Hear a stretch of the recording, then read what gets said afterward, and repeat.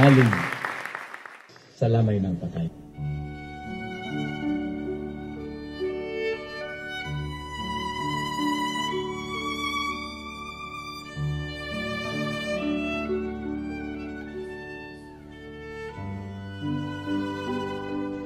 Kultura at ugali ng buhay na lukan, huwego sa mesa sa lamay ng patay. Pitakat kalupi o impok sa bahay, dudo kalimito, isa sa palaran.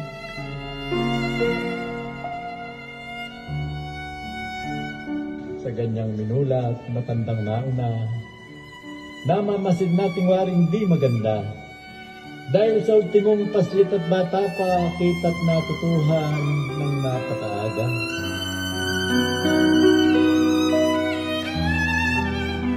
Maganda't mabuti sa mulat ang isip.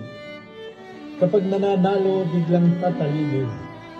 Ngunit sa talamak, sa bisong nabanggit, panalo't puhunan, dito nabubulid.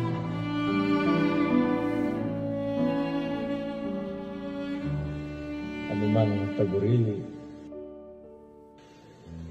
sa pamanang sugal, palad ay dadalhin hanggang kamatayan.